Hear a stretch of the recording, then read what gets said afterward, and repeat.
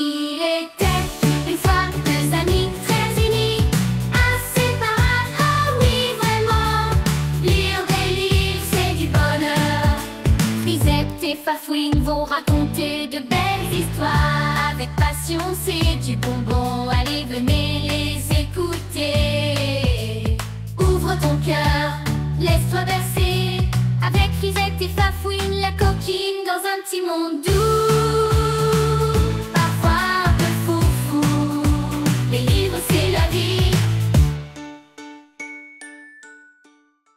Bonjour à la maison, comment vas-tu? Comment vas-tu, Fafouine? Prête pour une nouvelle histoire aujourd'hui? Milan et Madeline fêtent leur anniversaire. C'était un jour très spécial pour Milan et Madeline. Aujourd'hui, ils fêtaient leur anniversaire ensemble. Même si Madeline était un peu plus grande que Milan, ils étaient nés le même mois, la même date, à 2 ans de différence. Alors, chaque année, ils organisaient une grande fête pour célébrer leur anniversaire tous les deux, avec leurs amis. Le matin, Milan se réveilla le premier. Il ouvrit ses yeux et réalisa que c'était le jour. Il sauta de son lit et courut dans la chambre de Madeline. Joyeux anniversaire, Madeline! Madeline, encore à moitié endormie, se redressa dans son lit, les yeux pétillants. Oh, c'est aujourd'hui! Joyeux anniversaire, Milan! Toi aussi! Il se précipita dans la cuisine où une surprise les attendait. Une belle banderole colorée sur laquelle il était écrit « Joyeux anniversaire, Milan et Madeline ». Elle était accrochée au mur et la table était décorée avec des ballons de toutes les couleurs. Leur papa arriva avec un plateau de petits pains et des jus de fruits. Wow! Il avait mis des lunettes. Joyeux anniversaire! Joyeux anniversaire! Joyeux anniversaire! Milan et Madeline! Joyeux anniversaire! Wow! Oh! Merci, papa. Merci pour la belle chanson. Tu es drôle avec tes lunettes, papa. Allez, les enfants, commencez la journée avec un bon petit déjeuner. On a beaucoup de choses à faire aujourd'hui avant que les invités arrivent. Oh, oui, on a plein d'amis qui viendront après le dîner pour fêter avec nous. On doit être prêts. Oui, vaut mieux faire un peu de ménage avant, apporter des chaises au jardin, accrocher des ballons aux arbres. Pas de problème, on va t'aider, papa. Le frère et la sœur dévorèrent leur déjeuner rapidement pour se mettre à la tâche avant l'arrivée des invités. Ils préparèrent une grande table dans le jardin avec des jeux, des bonbons et surtout un énorme gâteau que leur papa avait décoré. Il était moitié chocolat, moitié fraise pour que chacun ait sa saveur préférée. Moi, je parie que je vais avoir plus de bougies que toi, Milan, sur ma moitié de gâteau.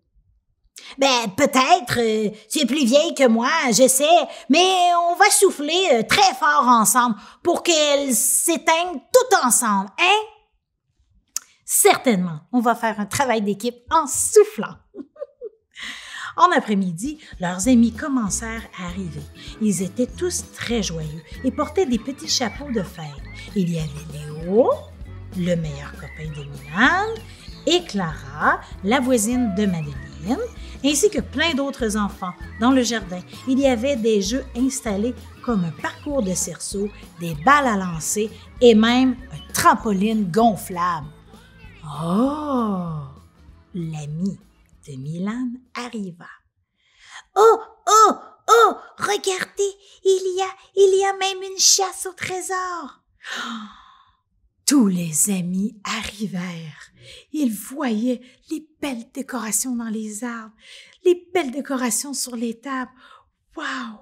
Sur une affiche, on pouvait y lire « Indice pour la chasse au trésor ».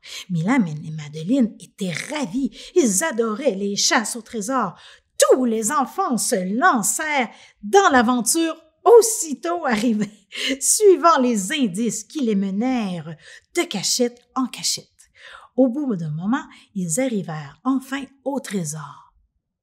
Tu sais c'est quoi le trésor? Tu devines c'est quoi? Qu'est-ce que ça pourrait être?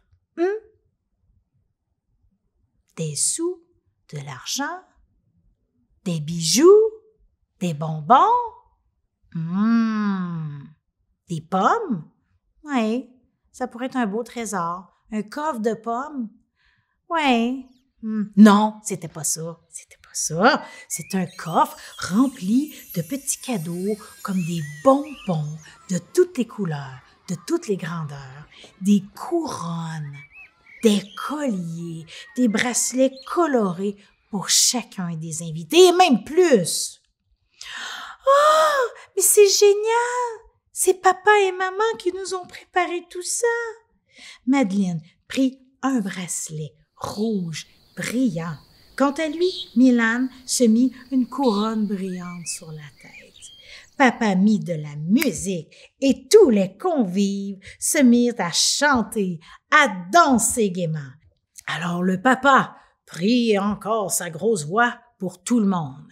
« Avez-vous faim, tout le monde? » Tous les enfants crièrent en chœur « Oui! » Les parents approchèrent du groupe appelant, tenant dans leurs pattes. Qu'est-ce qui tenait, tu penses? Un magnifique gâteau, moitié-moitié, chocolat et fraises. Milan et Madeleine avaient la bouche grande ouverte. Oh, ils avaient faim, ils avaient hâte d'y goûter. Tout le monde se rassembla autour du grand gâteau. Milan et Madeleine avaient chacun sa moitié, avec le nombre exact de bougies correspondant à leur âge. Tous les invités chantèrent à pleine voix la chanson de bonne fête. Mon cher Milan et Madeleine, c'est à votre tour de vous laisser parler d'amour. Mon cher Milan et Madeleine, c'est à votre tour de vous laisser parler d'amour. Wouhou! Hey, ça, c'est fun. Ah! Tu fais-tu le saut? Oh, j'adore ces flûtes-là de bonne fête! Oh! Alors, maman, Lapine dit 1, 2, 3, soufflez! Milan et Madeleine soufflèrent de toute leur force et de toutes les bougies s'éteignèrent en même temps sous les applaudissements de leurs amis. Bravo! Bravo!